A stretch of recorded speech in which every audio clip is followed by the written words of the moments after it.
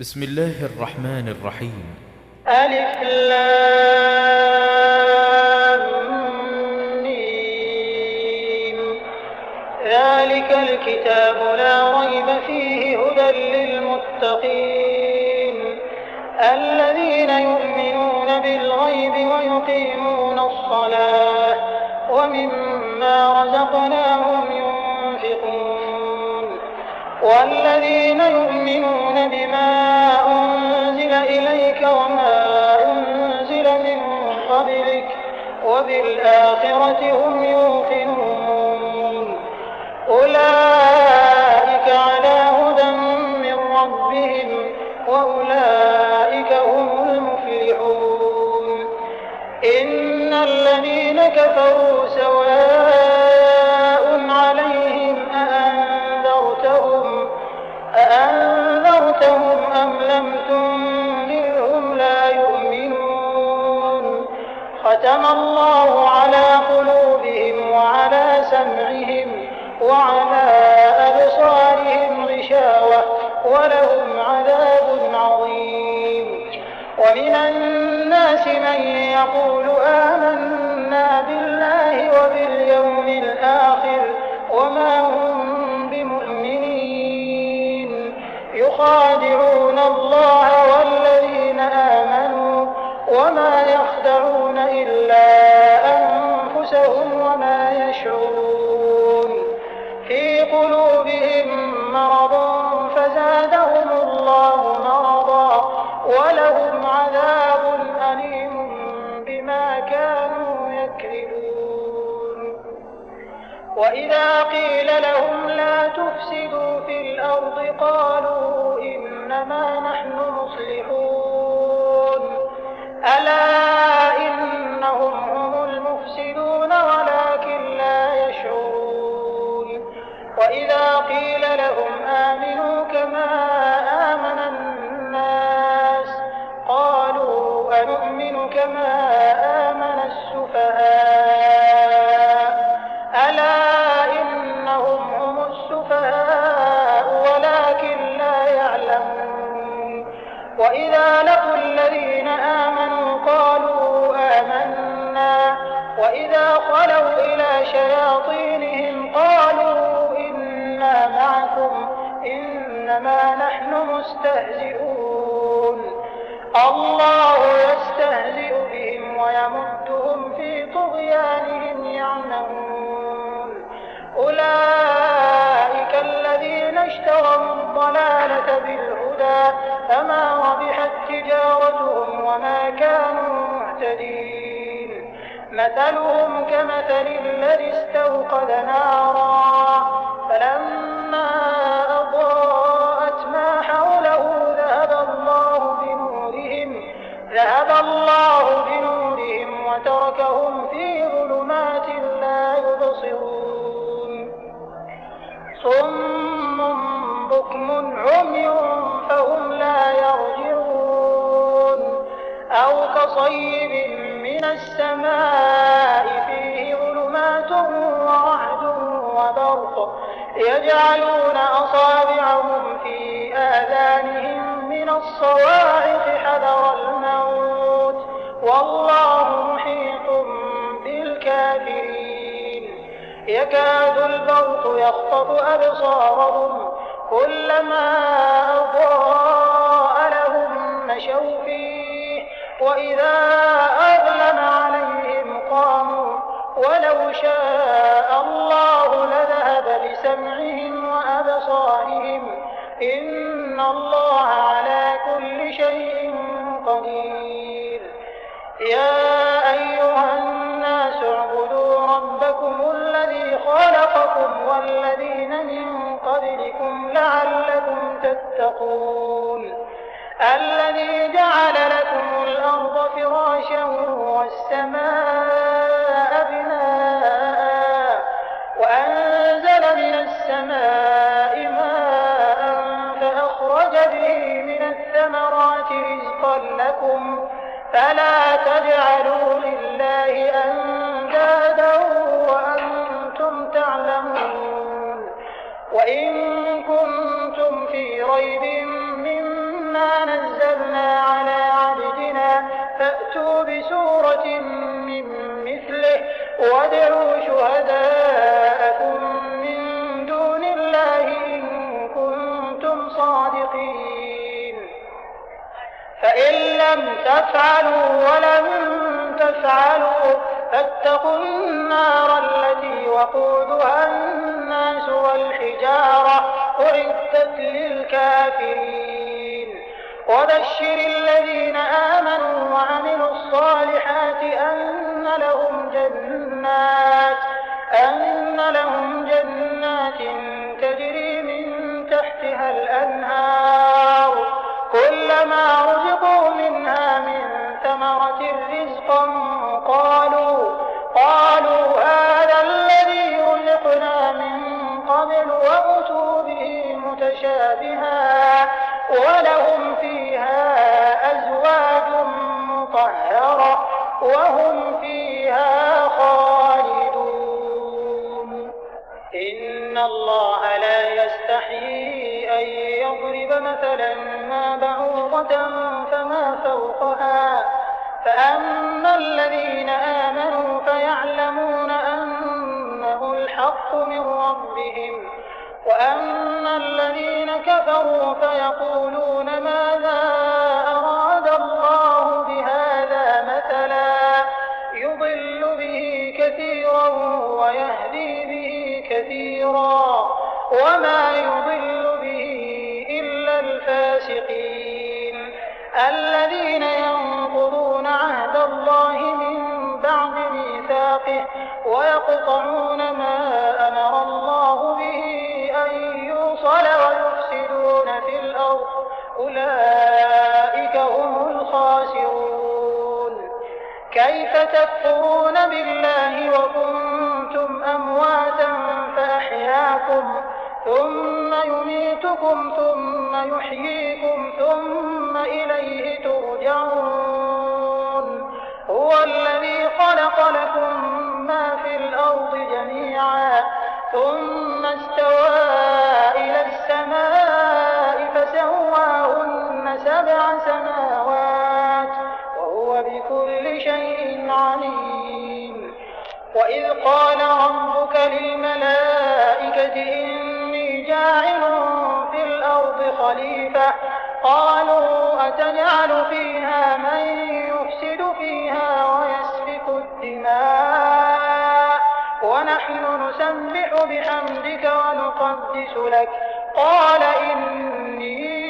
أعلم ما لا تعلمون وعلم آدم الأسماء كلها ثم عرضهم على الملائكة فقال أنبئوني بأسماء هؤلاء إن كنتم صادقين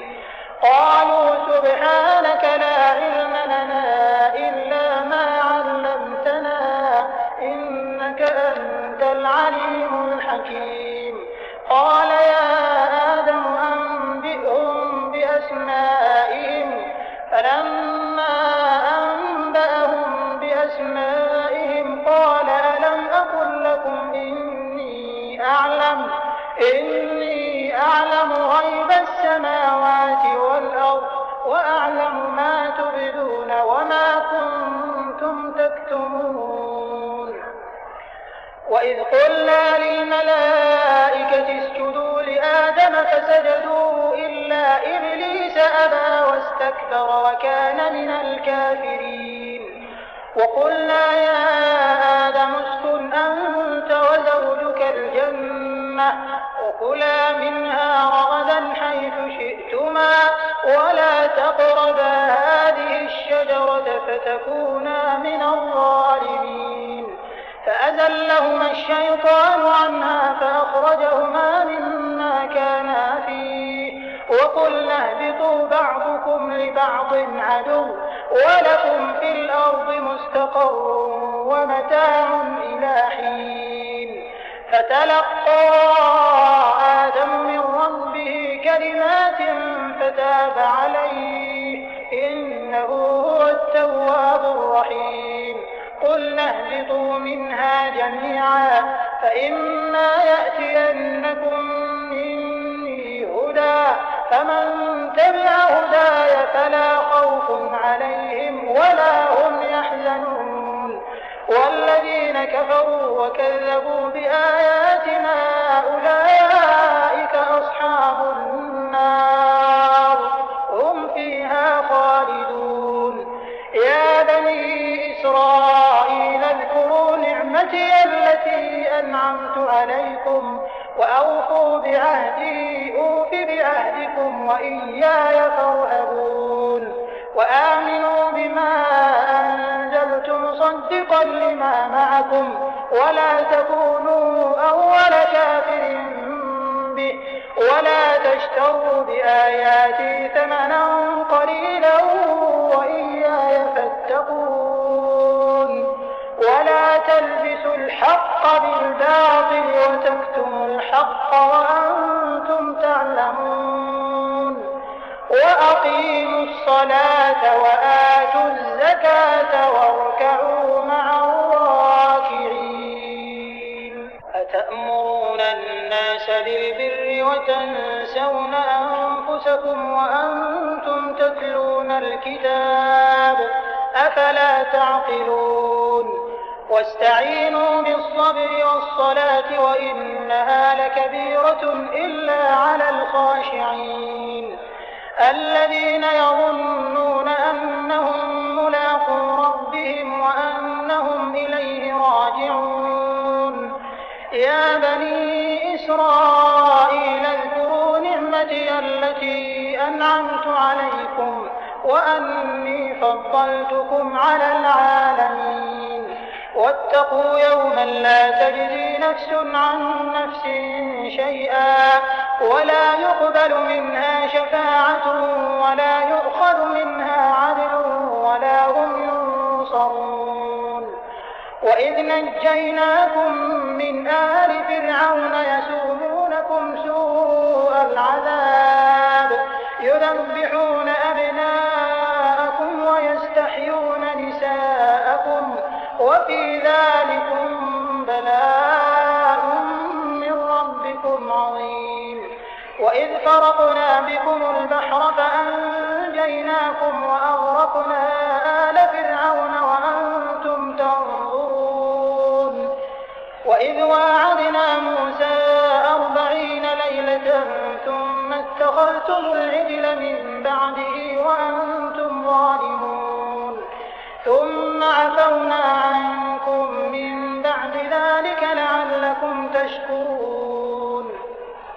وإذ آتينا موسى الكتاب والفرقان لعلكم تهتدون وإذ قال موسى لقومه يا قوم إنكم ظلمتم أنفسكم باتخاذكم العجل فتوبوا إلى بارئكم فاقتلوا أنفسكم ذلكم خير لكم عند بارئكم فتاب عليكم إنه هو التواب الرحيم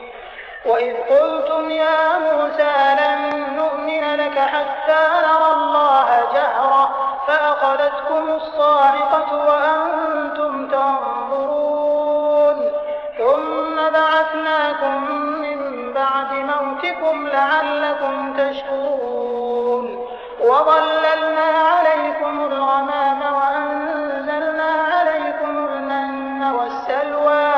كلوا من طيبات ما رزقناكم وما ظلمونا ولكن كانوا أنفسهم يظلمون وإذ قلنا ادخلوا هذه القرية فكلوا منها حيث شئتم رغدا وادخلوا الباب سجدا وقولوا حطة نغفر لكم خطاياكم وسنزيد المحسنين فبدل الذين ظلموا قولا غير الذي قيل لهم فأنزلنا على الذين ظلموا رجزا من السماء بما كانوا يفسقون وإذ استسقى موسى لقومه فقلنا اضرب بعصاك الحجر فانفجرت منه 12 عينا قد علم كل أناس مشربهم كلوا واشربوا من رزق الله ولا تعثوا في الأرض مفسدين وإذ قلتم يا موسى لن نصبر على طعام واحد فادع لنا ربك يخرج لنا مما تنبت الأرض من بقلها وقثائها وفومها وعدسها وبصلها قال أتستبدلون الذي هو أدنى بالذي هو خير اهبطوا مصرا فإن لكم ما سألتم وضربت عليهم الذلة والمسكنة وباءوا بغضب من الله ذلك بأنهم كانوا يكفرون بآيات الله ويقتلون النبيين بغير الحق ذلك بما عصوا وكانوا يعتدون إن الذين آمنوا والذين هادوا والنصارى والصابئين من آمن بالله واليوم الآخر وعمل صالحا فلهم أجرهم عند ربهم ولا خوف عليهم ولا هم يحزنون وإذ أخذنا ميثاقكم ورفعنا فوقكم الطور خذوا ما آتيناكم بقوة واذكروا ما فيه لعلكم تتقون ثم توليتم من بعد ذلك فلولا فضل الله عليكم ورحمته لكنتم من الخاسرين ولقد علمتم الذين اعتدوا منكم في السبت فقلنا لهم كونوا قردة خاسئين فجعلناها نكالا لما بين يديها وما خلفها وموعظة للمتقين وإذ قال موسى لقومه إن الله يأمركم أن تذبحوا بقرة قالوا أتتخذنا هزوا قال أعوذ بالله أن أكون من الجاهلين قالوا ادع لنا ربك يبين لنا ما هي قال إنه يقول إنها بقرة لا فارض ولا بكر عوان بين ذلك فافعلوا ما تؤمرون قالوا ادع لنا ربك يبين لنا ما لونها قال إنه يقول إنها بقرة صفراء فاقع لونها تسر الناظرين قالوا ادع لنا ربك يبين لنا ما هي إن البقرة شابه علينا وإنا إن شاء الله لمهتدون قال إنه يقول إنها بقرة لا ذلول تثير الأرض ولا تسقي الحرث مسلمة لا شية فيها قالوا الآن جئت بالحق فذبحوها وما كادوا يفعلون وإذ قتلتم نفسا فادارأتم فيها والله مخرج ما كنتم تكتمون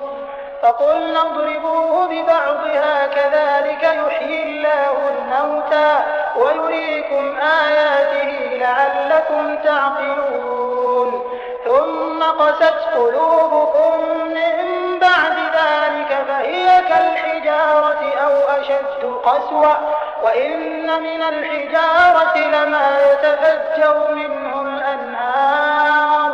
وإن منها لما يشقق فيخرج منه الماء وإن منها لما يهبط من خشية الله وما الله بغافل عما تعملون أفتطمعون أن يؤمنوا لكم وقد كان فريق منهم يسمعون كلام الله ثم يحرفونه من بعد ما عقلوه وهم يعلمون وإذا لقوا الذين آمنوا قالوا وإذا خلا بعضهم إلى بعض قالوا أتحدثونهم بما فتح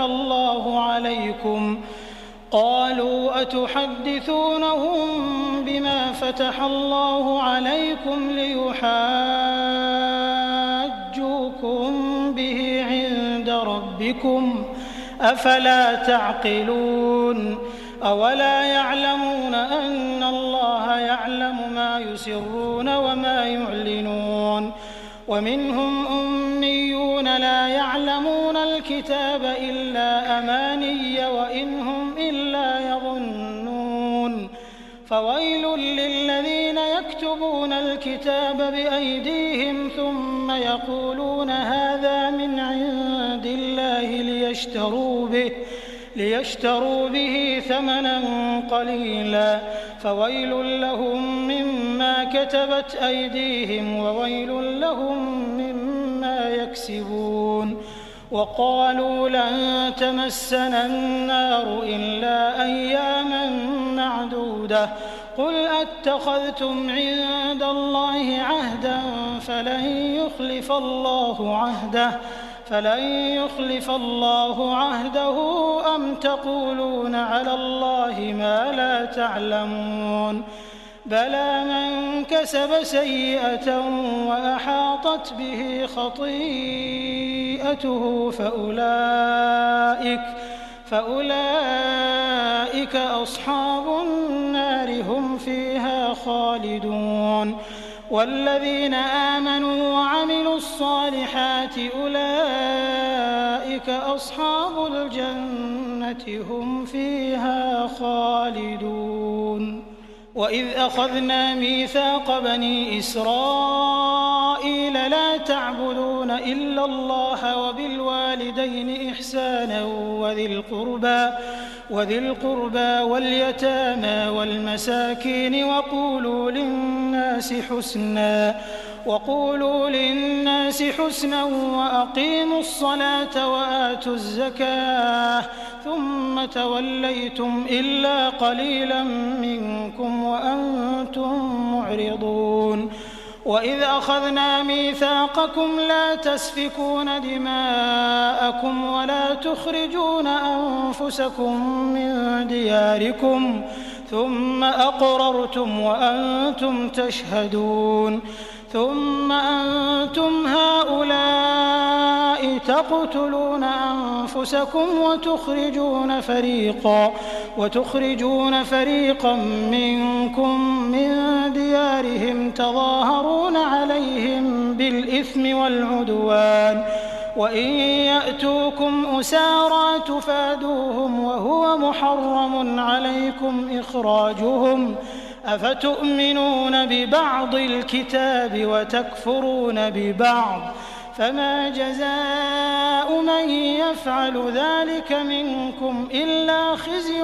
في الحياة الدنيا ويوم القيامة يردون إلى أشد العذاب وما الله بغافل عما تعملون أولئك الذين اشتروا الحياة الدنيا بالآخرة فلا يخفف عنهم العذاب ولا هم ينصرون ولقد آتينا موسى الكتاب وقفينا من بعده بالرسل وآتينا عيسى ابن مريم البينات وأيدناه بروح القدس أفكلما جاءكم رسول بما لا تهوى أنفسكم استكبرتم ففريقا كذبتم وفريقا تقتلون وقالوا قلوبنا غلف بل لعنهم الله بكفرهم فقليلا ما يؤمنون ولما جاءهم كتاب من عند الله مصدق لما معهم وكانوا من قبل يستفتحون على الذين كفروا فلما جاءهم ما عرفوا كفروا به فلعنة الله على الكافرين بئس ما اشتروا به أنفسهم أن يكفروا بما أنزل الله بغيا أن ينزل الله من فضله على من يشاء من عباده فباءوا بغضب على غضب وللكافرين عذاب مهين. وإذا قيل لهم آمنوا بما أنزل الله قالوا نؤمن بما أنزل علينا ويكفرون بما وراءه وهو الحق مصدقا لما معهم قل فلم تقتلون أنبياء الله من قبل إن كنتم مؤمنين. ولقد جاءكم موسى بالبينات ثم اتخذتم العجل من بعده وأنتم ظالمون. وإذ أخذنا ميثاقكم ورفعنا فوقكم الطور خذوا ما آتيناكم بقوة واسمعوا قالوا سمعنا وعصينا وأشربوا في قلوبهم العجل بكفرهم قل بئس ما يأمركم به إيمانكم إن كنتم مؤمنين. قل إن كانت لكم الدار الآخرة عند الله خالصة من دون الناس فتمنوا الموت إن كنتم صادقين ولن يتمنوه أبدا بما قدمت أيديهم والله عليم بالظالمين. ولتجدنهم أحرص الناس على حياة ومن الذين أشركوا يود أحدهم لو يعمر 1000 سنة وما هو بمزحزحه من العذاب أن يعمر والله بصير بما يعملون. قل من كان عدوا لجبريل فإنه نزله على قلبك بإذن الله مصدقا لما بين يديه وهدى وبشرى للمؤمنين. من كان عدوا لله وملائكته ورسله وجبريل وميكال فإن الله عدو للكافرين. ولقد أنزلنا إليك آيات بينات وما يكفر بها إلا الفاسقون. أوكلما عاهدوا عهدا نبذه فريق منهم بل أكثرهم لا يؤمنون. ولما جاءهم رسول من عند الله مصدق لما معهم نبذ فريق من الذين أوتوا الكتاب كتاب الله وراء ظهورهم كأنهم لا يعلمون. واتبعوا ما تتلو الشياطين على ملك سليمان وما كفر سليمان ولكن الشياطين كفروا يعلمون الناس السحر وما أنزل على الملكين ببابل هاروت وماروت وما يعلمان من أحد حتى يقولا إنما نحن فتنة فلا تكفر فيتعلمون منهما ما يفرقون به بين المرء وزوجه وما هم بضارين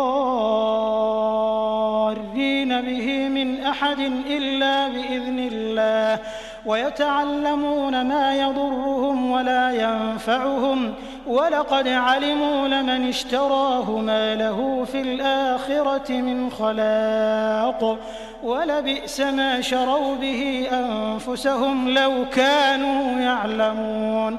ولو أنهم آمنوا واتقوا لمثوبة من عند الله خير لو كانوا يعلمون.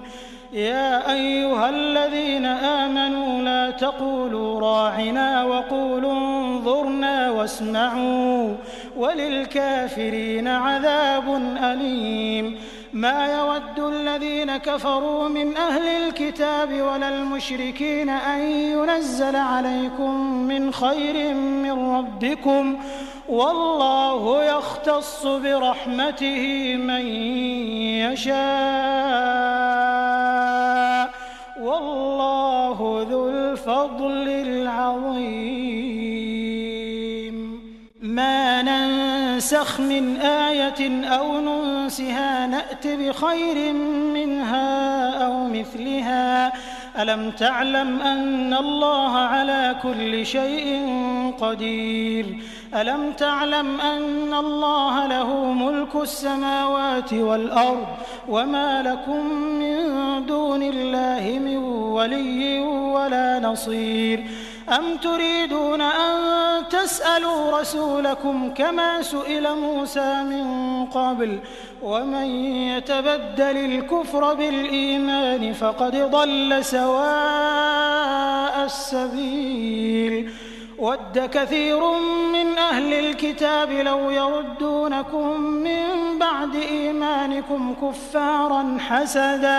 حسدا من عند أنفسهم من بعد ما تبين لهم الحق فاعفوا واصفحوا حتى يأتي الله بأمره إن الله على كل شيء قدير وأقيموا الصلاة وآتوا الزكاة وما تقدموا لأنفسكم من خير تجدوه عند الله إن الله بما تعملون بصير وقالوا لن يدخل الجنة إلا من كان هودا أو نصارى تلك أمانيهم قل هاتوا برهانكم إن كنتم صادقين بلى من أسلم وجهه لله وهو محسن فله أجره عند ربه ولا خوف عليهم ولا هم يحزنون وقالت اليهود ليست النصارى على شيء وقالت النصارى ليست اليهود على شيء وهم يتلون الكتاب كذلك قال الذين لا يعلمون مثل قولهم فالله يحكم بينهم يوم القيامة فيما كانوا فيه يختلفون ومن أظلم ممن منع مساجد الله أن يذكر فيها اسمه وسعى في خرابها أولئك ما كان لهم أن يدخلوها إلا خائفين لهم في الدنيا خزي ولهم في الآخرة عذاب عظيم ولله المشرق والمغرب فأينما تولوا فثم وجه الله إن الله واسع عليم وقالوا اتخذ الله ولدا سبحانه بل له ما في السماوات والأرض كل له قانتون بديع السماوات والأرض وإذا قضى أمرا فإنما يقول له كن فيكون وقال الذين لا يعلمون لولا يكلمنا الله أو تأتينا آية كذلك قال الذين من قبلهم مثل قولهم تشابهت قلوبهم قد بينا الآيات لقوم يوقنون إنا أرسلناك بالحق بشيرا ونذيرا ولا تسأل عن أصحاب الجحيم. ولن ترضى عنك اليهود ولا النصارى حتى تتبع ملتهم قل إن هدى الله هو الهدى ولئن اتبعت أهواءهم بعد الذي جاءك من العلم ما لك من الله من ولي ولا نصير. الذين آتيناهم الكتاب يتلونه حق تلاوته أولئك يؤمنون به ومن يكفر به فأولئك هم الخاسرون. يا بني إسرائيل اذكروا نعمتي التي أنعمت عليكم وأني فضلتكم على العالمين. واتقوا يوما لا تجزي نفس عن نفس شيئا ولا يقبل منها عدل ولا تنفعها شفاعة ولا هم ينصرون. وإذ ابتلى إبراهيم ربه بكلمات فأتمهن قال إني جاعلك للناس إماما قال ومن ذريتي قال لا ينال عهد الظالمين. وإذ جعلنا البيت مثابة للناس وأمنا واتخذوا من مقام إبراهيم مصلى وعهدنا إلى إبراهيم وإسماعيل أن طهرا بيتي للطائفين والعاكفين والركع السجود.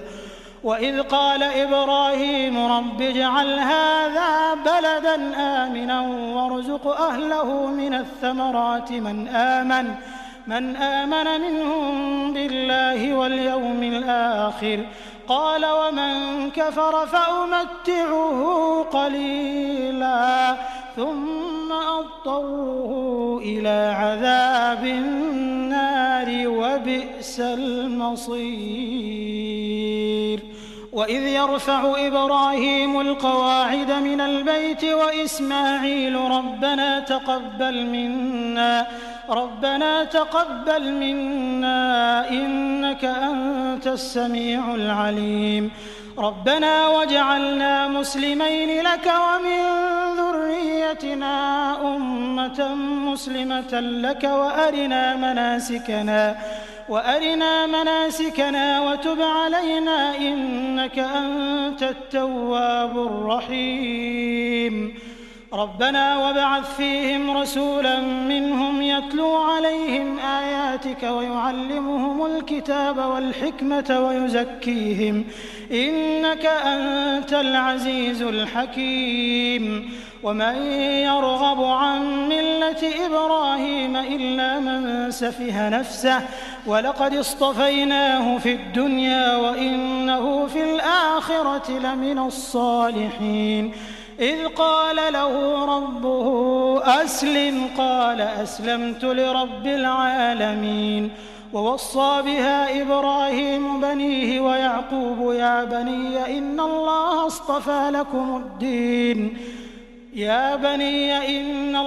اصطفى لكم الدين فلا تموتن إلا وأنتم مسلمون. أم كنتم شهداء إذ حضر يعقوب الموت إذ قال لبنيه ما تعبدون من بعدي قالوا نعبد إلهك وإله آبائك إبراهيم وإسماعيل وإسحاق إلها واحدا ونحن له مسلمون. تلك أمة قد خلت لها ما كسبت ولكم ما كسبتم ولا تسألون عما كانوا يعملون. وقالوا كونوا هودا أو نصارى تهتدوا قل بل ملة إبراهيم حنيفا وما كان من المشركين. قولوا آمنا بالله وما أنزل إلينا وما أنزل إلى إبراهيم وإسماعيل وإسحاق ويعقوب والأسباط وما أوتي موسى وعيسى وما أوتي النبيون من ربهم لا نفرق بين أحد منهم ونحن له مسلمون فإن آمنوا بمثل ما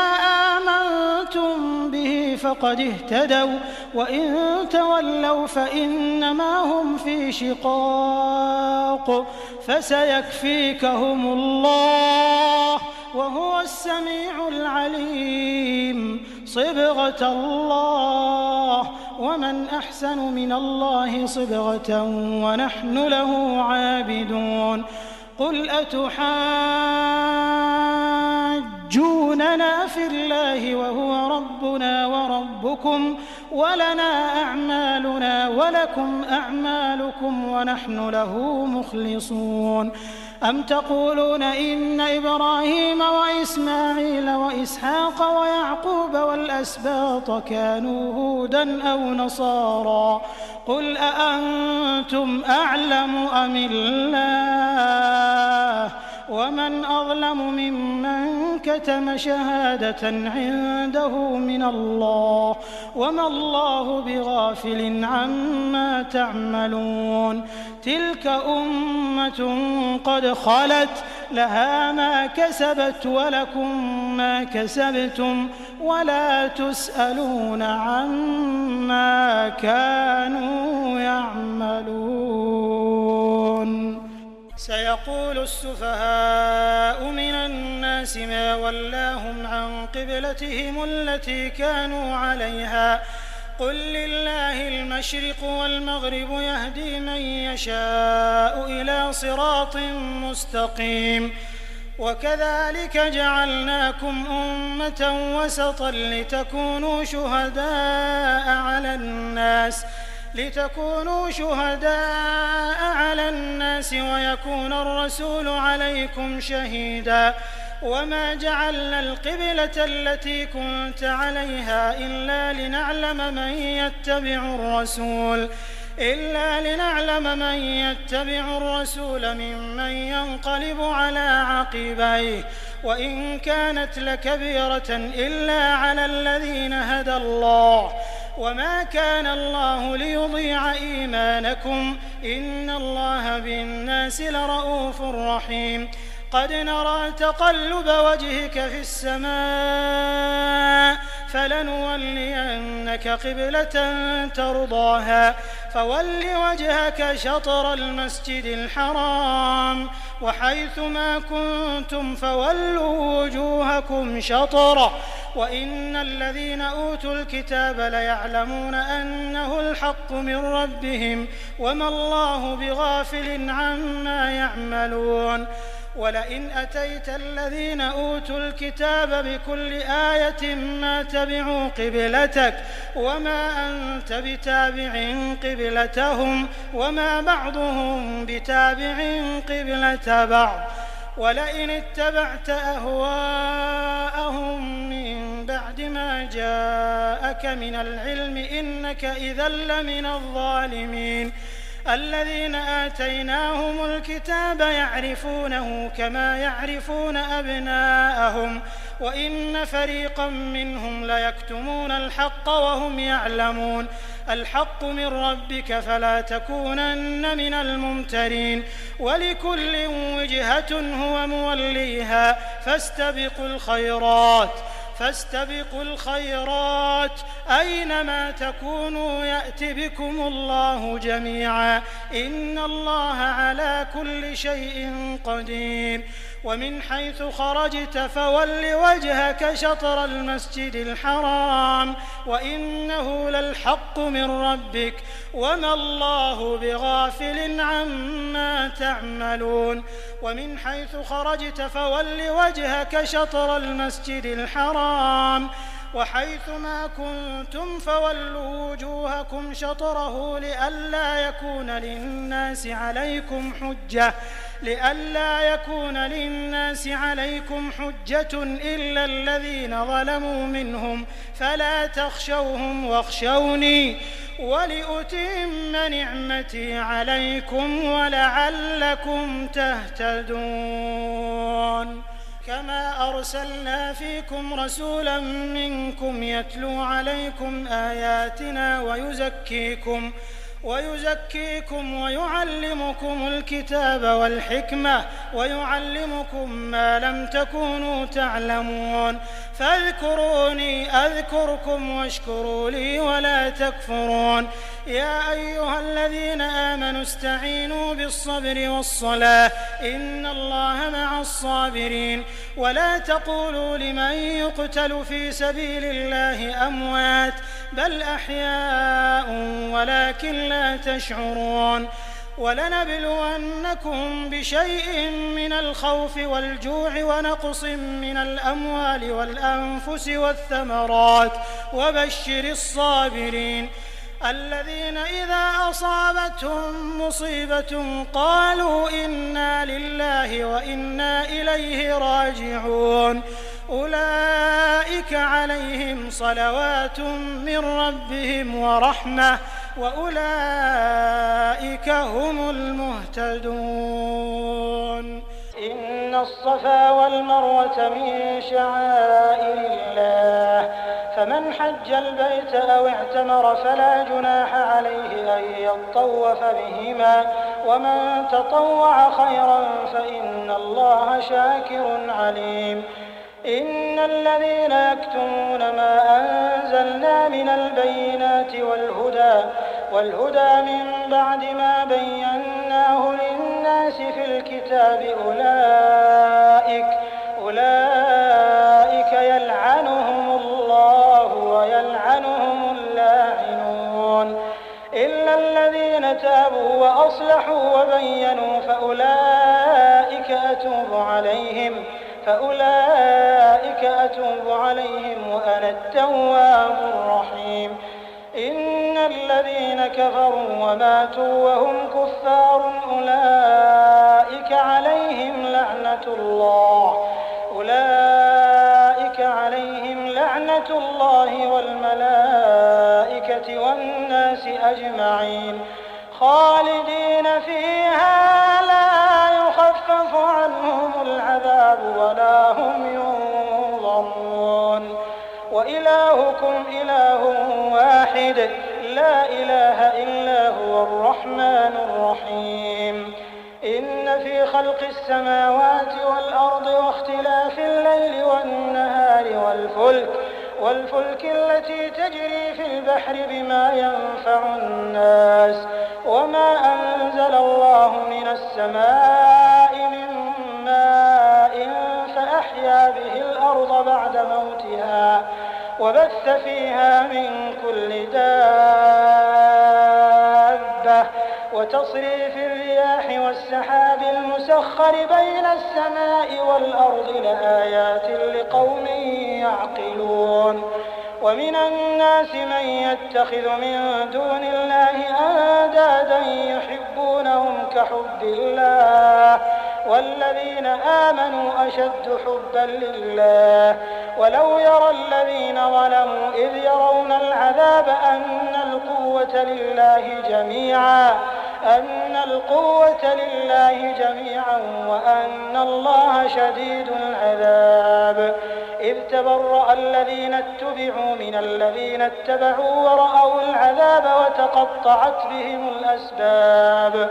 وقال الذين اتبعوا لو أن لنا كرة فنتبرأ منهم كما تبرأوا منا كذلك يريهم الله أعمالهم حسرات عليهم وما هم بخارجين من النار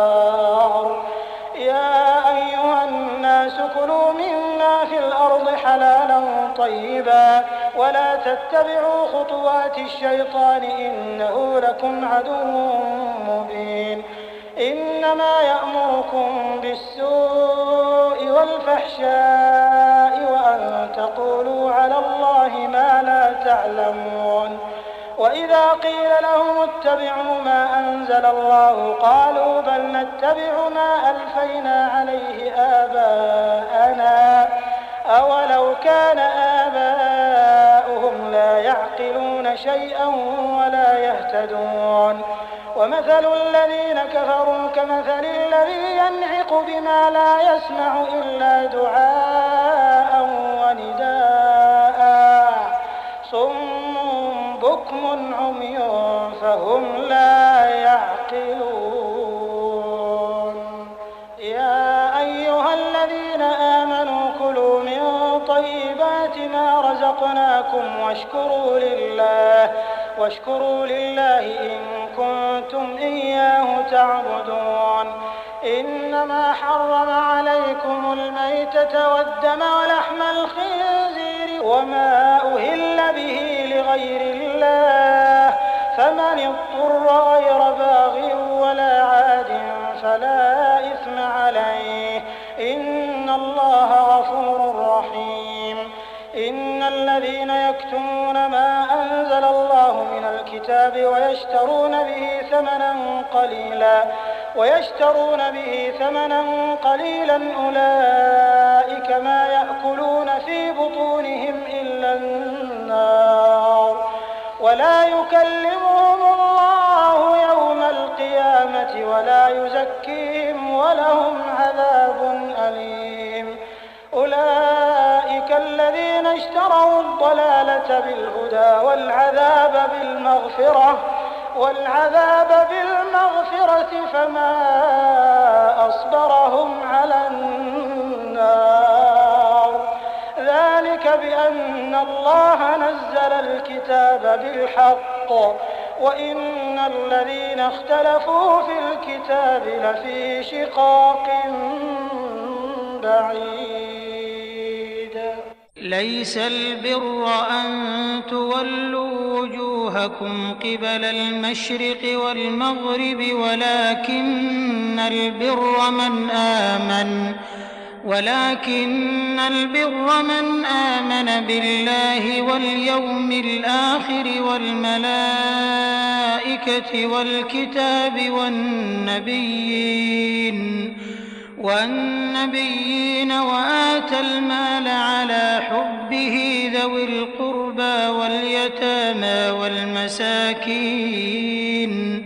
والمساكين وابن السبيل والسائلين وفي الرقاب وأقام الصلاة وآتى الزكاة والموفون بعهدهم إذا عاهدوا والصابرين في البأساء والضراء وحين البأس أولئك الذين صدقوا وأولئك هم المتقون يا أيها الذين آمنوا كتب عليكم القصاص في القتلى الحر بالحر والعبد بالعبد والأنثى بالأنثى فمن عفي له من أخيه شيء فاتباع بالمعروف وأداء إليه بإحسان ذلك تخفيف من ربكم ورحمة فمن اعتدى بعد ذلك فله عذاب أليم ولكم في القصاص حياة يا أولي الألباب لعلكم تتقون كتب عليكم إذا حضر أحدكم الموت إن ترك خيرا الوصية للوالدين والأقربين بالمعروف حقا على المتقين فمن بدله بعدما سمعه فإنما إثمه على الذين يبدلونه إن الله سميع عليم فمن خاف من موص جنفا أو إثما فأصلح بينهم فلا إثم عليه إن الله غفور رحيم. يا أيها الذين آمنوا كتب عليكم الصيام كما كتب على الذين من قبلكم لعلكم تتقون أياما معدودات. فمن كان منكم مريضا أو على سفر فعدة من أيام أخر، وعلى الذين يطيقونه فدية طعام مسكين، فمن تطوع خيرا فهو خير له، وأن تصوموا خير لكم إن كنتم تعلمون. شهر رمضان الذي أنزل فيه القرآن هدى للناس وبينات من الهدى والفرقان، فمن شهد منكم الشهر فليصمه، ومن كان مريضا أو على سفر فعدة من أيام أخر، يريد الله بكم اليسر ولا يريد بكم العسر، ولتكملوا العدة ولتكبروا الله على ما هداكم ولعلكم تشكرون. وإذا سألك عبادي عني فإني قريب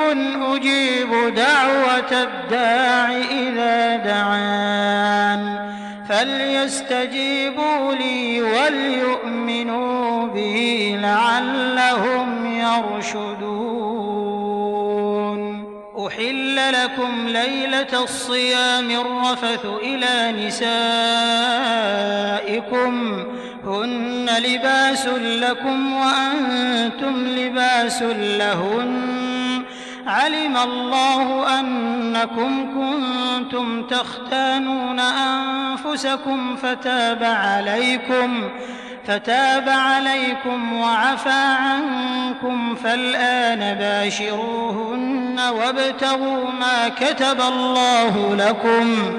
وكلوا واشربوا حتى يتبين لكم الخيط الأبيض من الخيط الأسود من الفجر، ثم أتموا الصيام إلى الليل، ولا تباشروهن وأنتم عاكفون في المساجد، تلك حدود الله فلا تقربوها، كذلك يبين الله آياته للناس لعلهم يتقون. ولا تأكلوا أموالكم بينكم بالباطل وتدلوا بها إلى الحكام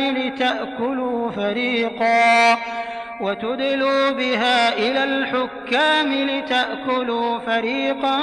من أموال الناس بالإثم وأنتم تعلمون. يسألونك عن الأهلة قل هي مواقيت للناس والحج، وليس البر بأن تأتوا البيوت من ظهورها ولكن البر من اتقى، وأتوا البيوت من أبوابها واتقوا الله لعلكم تفلحون. وقاتلوا في سبيل الله الذين يقاتلونكم ولا تعتدوا إن الله لا يحب المعتدين. واقتلوهم حيث ثقفتموهم وأخرجوهم من حيث أخرجوكم، والفتنة أشد من القتل، ولا تقاتلوهم عند المسجد الحرام حتى يقاتلوكم فيه، فإن قاتلوكم فاقتلوهم، كذلك جزاء الكافرين. فإن انتهوا فإن الله غفور رحيم. وقاتلوهم حتى لا تكون فتنة ويكون الدين لله، فإن انتهوا فلا عدوان إلا على الظالمين. الشهر الحرام بالشهر الحرام والحرمات قصاص، فمن اعتدى عليكم فاعتدوا عليه بمثل ما اعتدى عليكم، واتقوا الله واعلموا أن الله مع المتقين. وأنفقوا في سبيل الله ولا تلقوا بأيديكم إلى التهلكة وأحسنوا إن الله يحب المحسنين.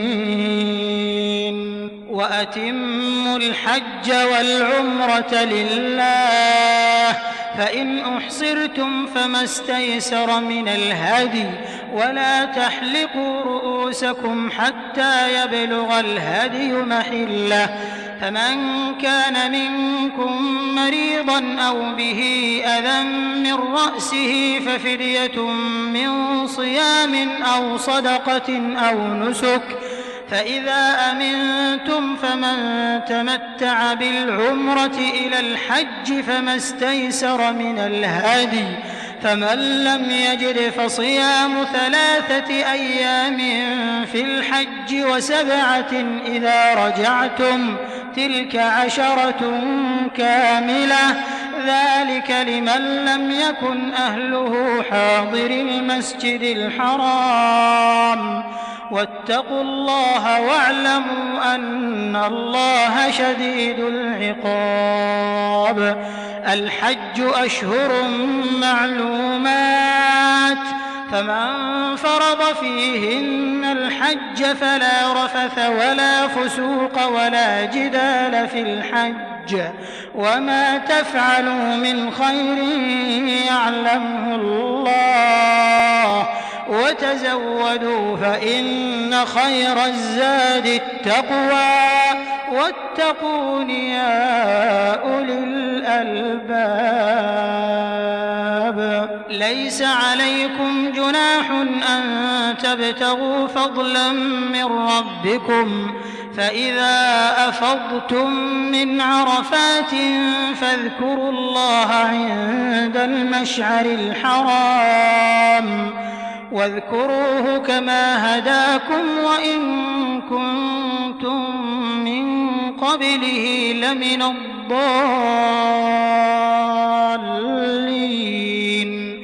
ثم أفيضوا من حيث أفاض الناس واستغفروا الله إن الله غفور رحيم. فإذا قضيتم مناسككم فاذكروا الله كذكركم آباءكم أو أشد ذكرا، فمن الناس من يقول ربنا آتنا في الدنيا وما له في الآخرة من خلاق، ومنهم من يقول ربنا آتنا في الدنيا حسنة وفي الآخرة حسنة وقنا عذاب النار. أولئك لهم نصيب مما كسبوا والله سريع الحساب. واذكروا الله في أيام معدودات، فمن تعجل في يومين فلا إثم عليه، ومن تأخر فلا إثم عليه لمن اتقى. واتقوا الله واعلموا أنكم إليه تحشرون. ومن الناس من يعجبك قوله في الحياة الدنيا ويشهد الله على ما في قلبه وهو ألد الخصام.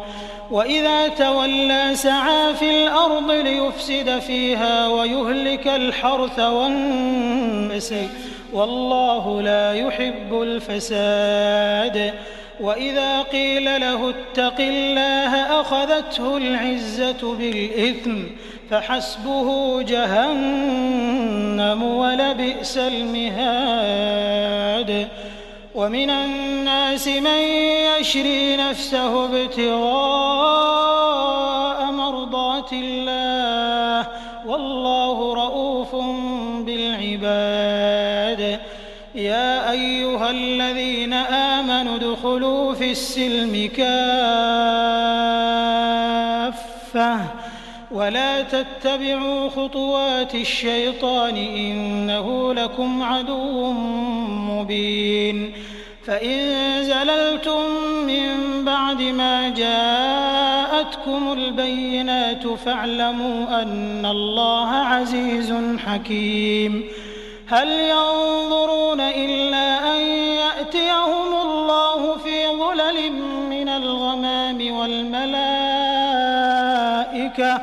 وقضي الأمر وإلى الله ترجع الأمور. سل بني إسرائيل كم آتيناهم من آية بينة ومن يبدل نعمة الله من بعد ما جاءته فإن الله شديد العقاب.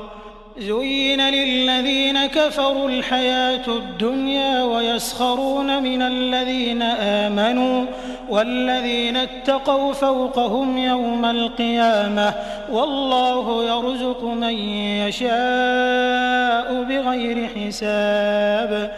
كان الناس أمة واحدة فبعث الله النبيين مبشرين ومنذرين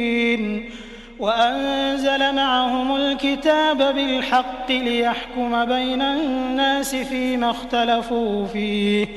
وما اختلف فيه إلا الذين أوتوه من بعد ما جاءتهم البينات بغيا بينهم فهدى الله الذين آمنوا لما اختلفوا فيه من الحق بإذنه والله يهدي من يشاء إلى صراط مستقيم. أم حسبتم أن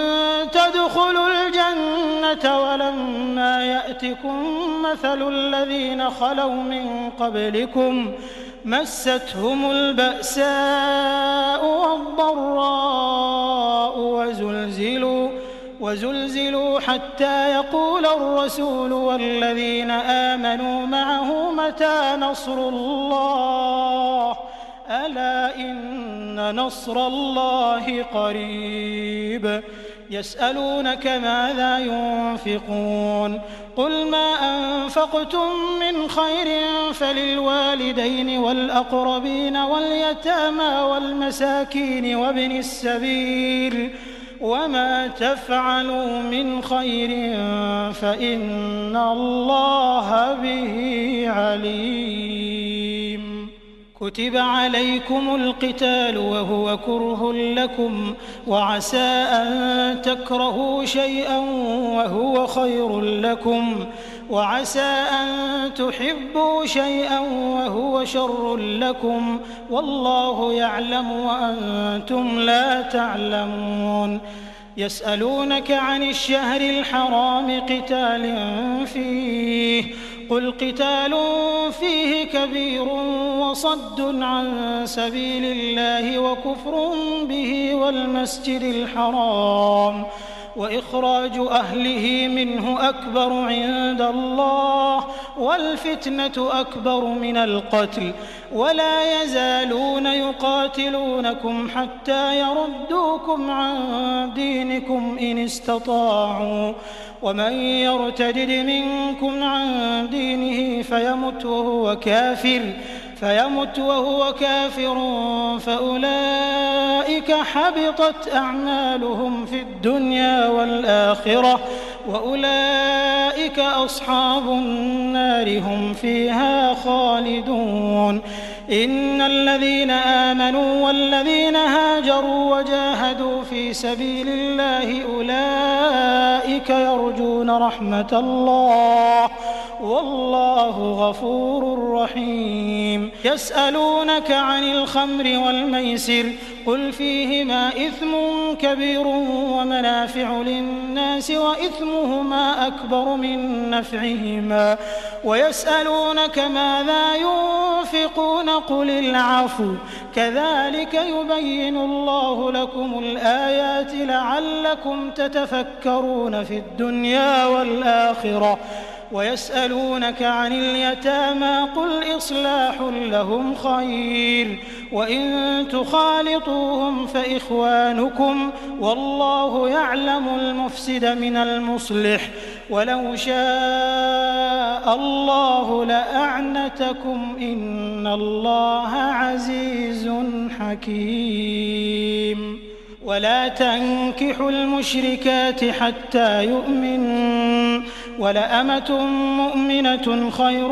من مشركة ولو أعجبتكم ولا تنكحوا المشركين حتى يؤمنوا ولعبد مؤمن خير من مشرك ولو أعجبكم أولئك يدعون إلى النار والله يدعو إلى الجنة والمغفرة بإذنه ويبين آياته للناس لعلهم يتذكرون. ويسألونك عن المحيض قل هو أذى فاعتزلوا النساء في المحيض ولا تقربوهن حتى يطهرن فإذا تطهرن فأتوهن من حيث أمركم الله إن الله يحب التوابين ويحب المتطهرين. نساؤكم حرث لكم فأتوا حرثكم أنى شئتم وقدموا لأنفسكم واتقوا الله واعلموا أنكم ملاقوه وبشر المؤمنين. ولا تجعلوا الله عرضة لأيمانكم أن تبروا وتتقوا وتصلحوا بين الناس والله سميع عليم.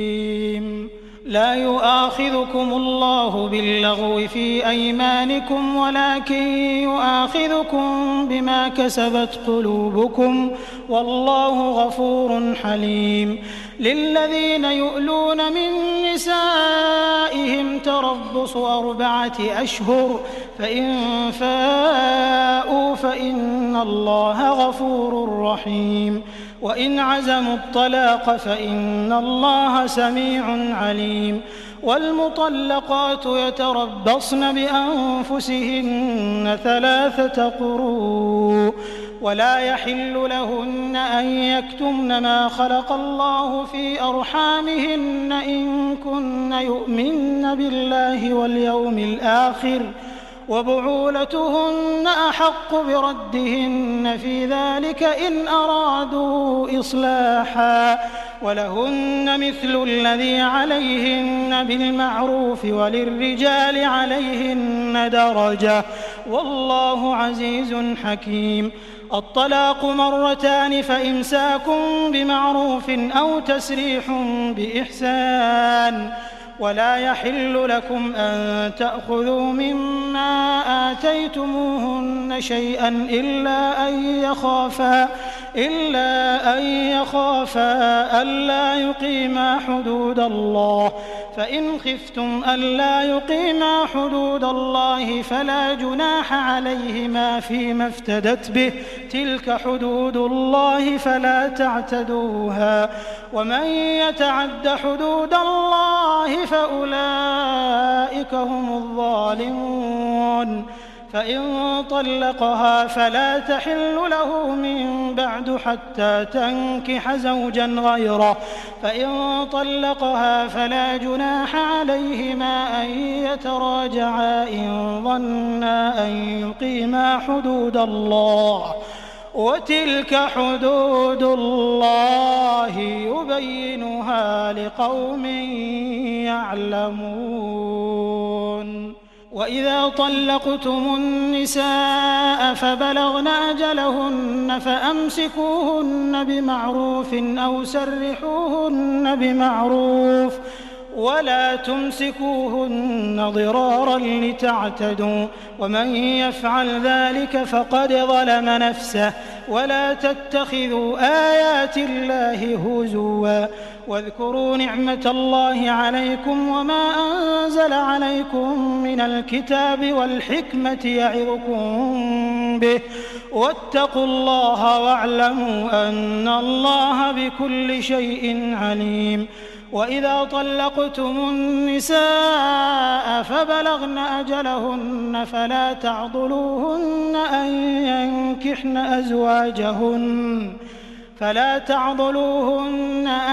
ينكحن أزواجهن إذا تراضوا بينهم بالمعروف ذلك يوعظ به من كان منكم يؤمن بالله واليوم الآخر ذلكم أزكى لكم وأطهر والله يعلم وأنتم لا تعلمون. والوالدات يرضعن أولادهن حولين كاملين لمن أراد أن يتم الرضاعة وعلى المولود له رزقهن وكسوتهن بالمعروف لا تكلف نفس إلا وسعها لا تضار والدة بولدها ولا مولود له بولده وعلى الوارث مثل ذلك فإن أرادا فصالا عن تراض منهما وتشاور فلا جناح عليهما وإن أردتم أن تسترضعوا أولادكم فلا جناح عليكم إذا سلمتم ما آتيتم بالمعروف واتقوا الله واعلموا أن الله بما تعملون بصير. والذين يتوفون منكم ويذرون أزواجا يتربصن بأنفسهن 4 أشهر وعشرا فإذا بلغن أجلهن فلا جناح عليكم فيما فعلن في أنفسهن بالمعروف والله بما تعملون خبير. ولا جناح عليكم فيما عرضتم به من خطبة النساء أو أكننتم في أنفسكم علم الله أنكم ستذكرونهن ولكن لا تواعدوهن سرا إلا أن تقولوا قولا معروفا ولا تعزموا عقدة النكاح حتى يبلغ الكتاب أجله واعلموا أن الله يعلم ما في أنفسكم فاحذروه واعلموا أن الله غفور حليم. لا جناح عليكم إن طلقتم النساء ما لم تمسوهن أو تفرضوا لهن فريضة ومتعوهن على الموسع قدره وعلى المقتر قدره متاعا بالمعروف حقا على المحسنين. وإن طلقتموهن من قبل أن تمسوهن وقد فرضتم لهن فريضة فنصف ما فرضتم إلا أن يعفون أو يعفو الذي بيده عقدة النكاح وأن تعفوا أقرب للتقوى ولا تنسوا الفضل بينكم إن الله بما تعملون بصير. حافظوا على الصلوات والصلاة الوسطى وقوموا لله قانتين فإن خفتم فرجالا أو ركبانا فإذا أمنتم فاذكروا الله كما علمكم ما لم تكونوا تعلمون. والذين يتوفون منكم ويذرون أزواجا وصية لأزواجهم متاعا إلى الحول غير إخراج فإن خرجن فلا جناح عليكم فيما فعلن في أنفسهن من معروف والله عزيز حكيم. وللمطلقات متاع بالمعروف حقا على المتقين كذلك يبين الله لكم آياته لعلكم تعقلون ألم تر إلى الذين خرجوا من ديارهم وهم ألوف حذر الموت فقال لهم الله موتوا ثم أحياهم إن الله لذو فضل على الناس ولكن أكثر الناس لا يشكرون وقاتلوا في سبيل الله واعلموا أن الله سميع عليم من ذا الذي يقرض الله قرضا حسنا فيضاعفه له أضعافا كثيرة والله يقبض ويبسط وإليه ترجعون ألم تر إلى الملأ من بني إسرائيل من بعد موسى إذ قالوا لنبي له مبعث لنا ملكا نقاتل في سبيل الله قال هل عسيتم إن كتب عليكم القتال ألا تقاتلوا قالوا وما لنا ألا نقاتل في سبيل الله وقد أخرجنا من ديارنا وأبنائنا فلما كتب عليهم القتال تولوا إلا قليلا منهم والله عليم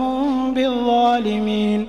وقال لهم نبيهم إن الله قد بعث لكم طالوت ملكا قالوا أنى يكون له الملك علينا ونحن أحق بالملك منه ولم يؤت سعة من المال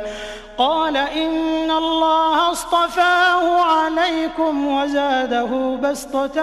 في العلم والجسم والله يؤتي ملكه من يشاء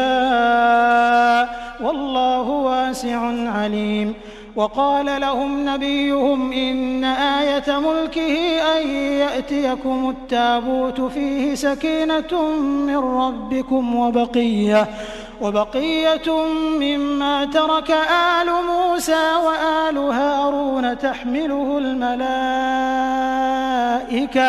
إن في ذلك لآية لكم إن كنتم مؤمنين فلما فصل طالوت بالجنود قال إن الله مبتليكم بنهر فمن شرب منه فليس مني ومن لم يطعمه فإنه مني إلا من اغترف غرفة بيده فشربوا منه إلا قليلا منهم فلما جاوزه هو والذين آمنوا معه قالوا لا طاقة لنا اليوم بجالوت وجنوده قال الذين يظنون أنهم ملاقو الله كم من فئة قليلة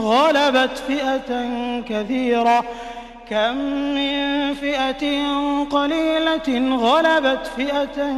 كثيرة بإذن الله والله مع الصابرين ولما برزوا لجالوت وجنوده قالوا ربنا أفرغ علينا صبرا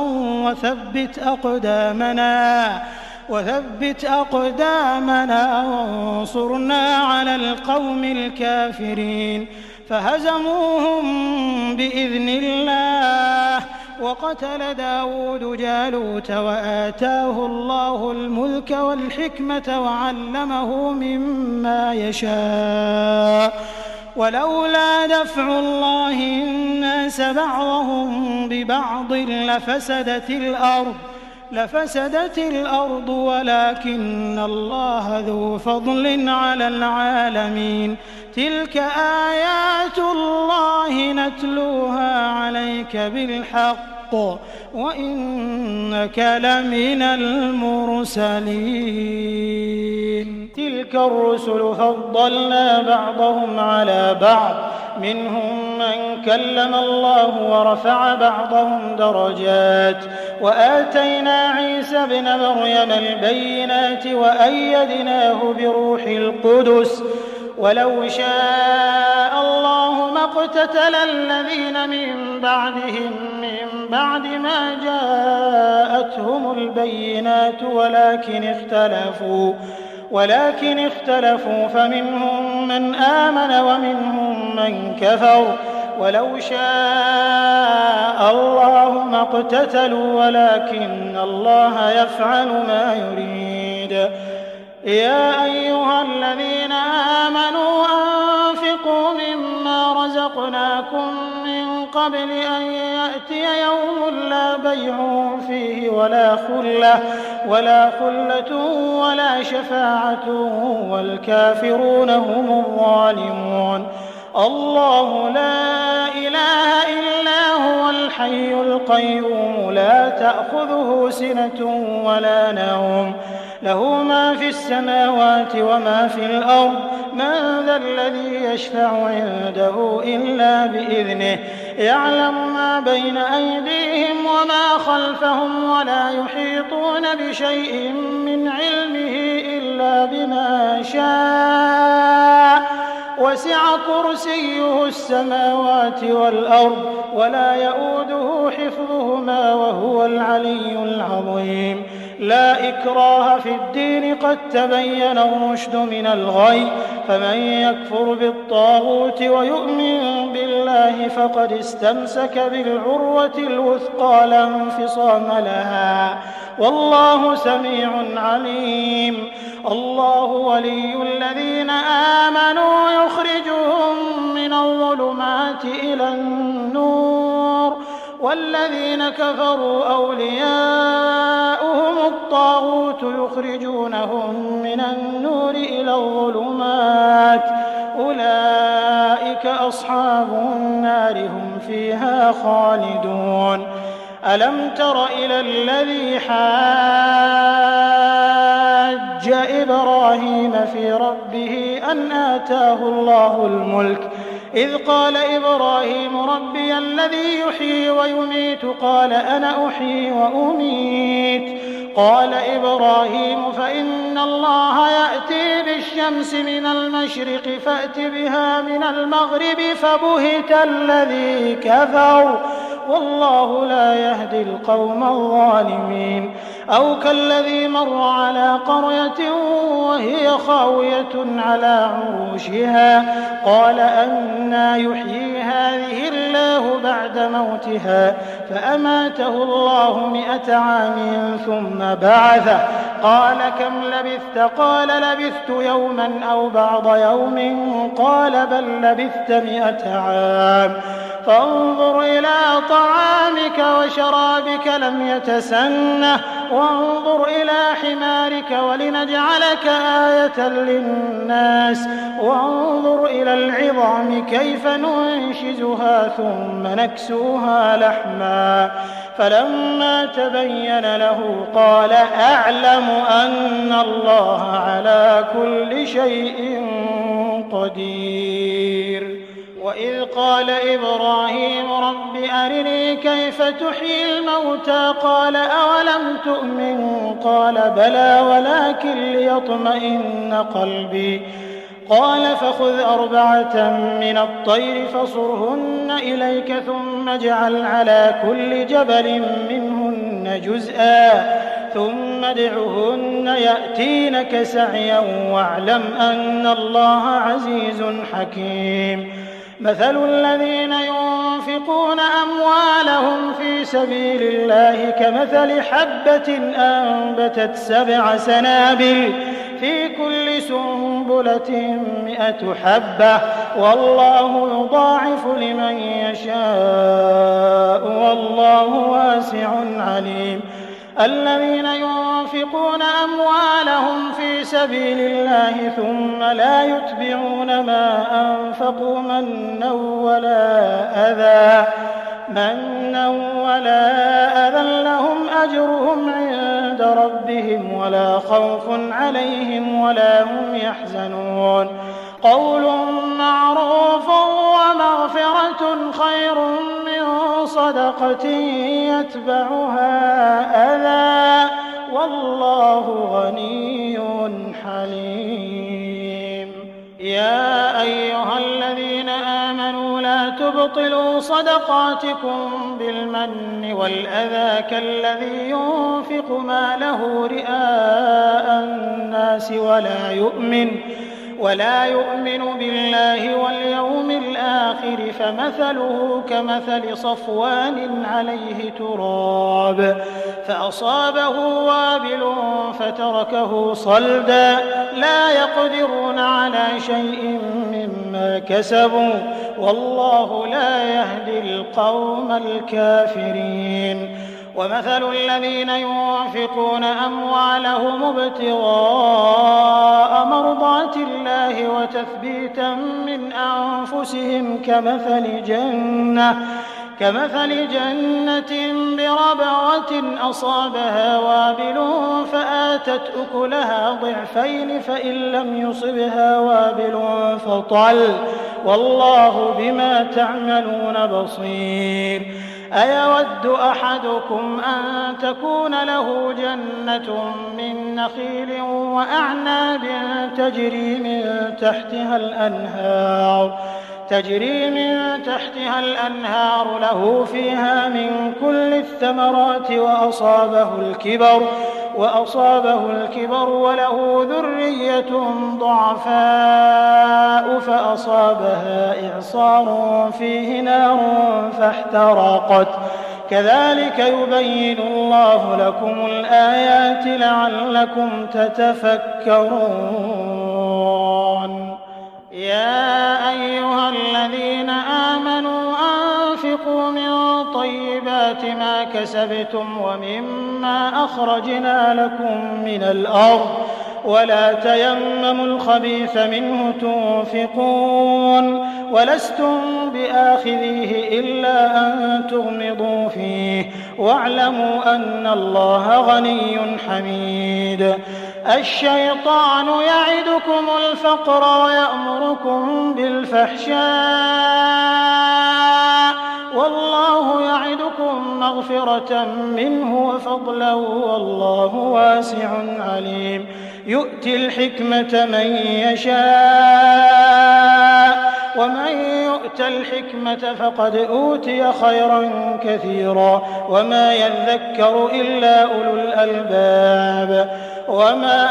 أنفقتم من نفقة أو نذرتم من نذر فإن الله يعلمه وما للظالمين من أنصار. إن تبدوا الصدقات فنعما هي وإن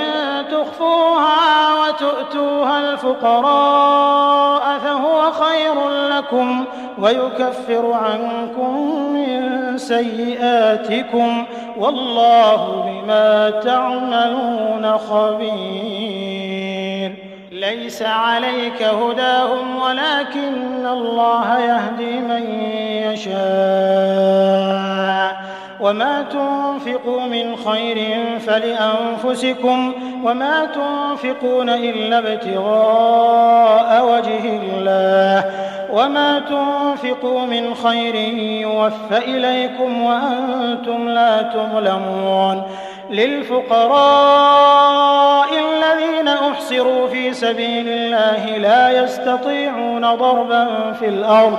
يحسبهم الجاهل أغنياء من التعفف تعرفهم بسيماهم لا يسألون الناس إلحافا وما تنفقوا من خير فإن الله به عليم. الذين ينفقون أموالهم بالليل والنهار سرا وعلانية فلهم أجرهم عند ربهم ولا خوف عليهم ولا هم يحزنون.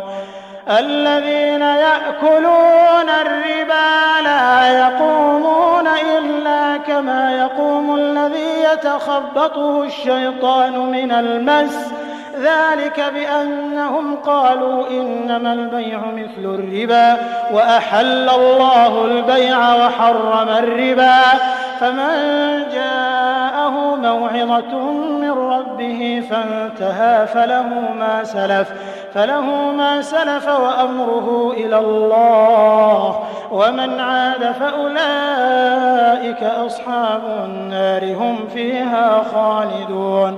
يمحق الله الربا ويربي الصدقات والله لا يحب كل كفار أثيم إن الذين آمنوا وعملوا الصالحات وأقاموا الصلاة وآتوا الزكاة لهم أجرهم عند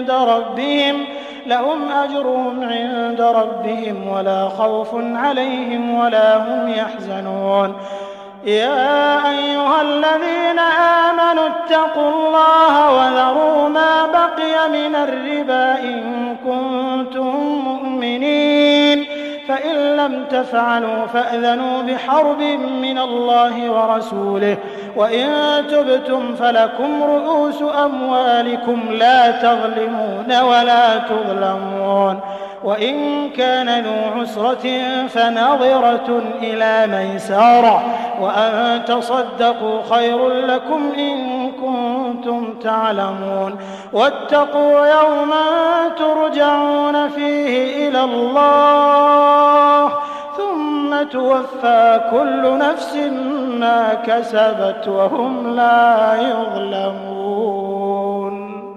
يا أيها الذين آمنوا إذا تداينتم بدين إلى أجل مسمى فاكتبوه وليكتب بينكم كاتب بالعدل ولا يأب كاتب أن يكتب كما علمه الله فليكتب وليملل الذي عليه الحق وليتق الله ربه ولا يبخس منه شيئا فإن كان الذي عليه الحق سفيها أو ضعيفا أو لا يستطيع أن يمله فليملل وليه بالعدل واستشهدوا شهيدين من رجالكم فإن لم يكونا رجلين فرجل وامرأتان ممن ترضون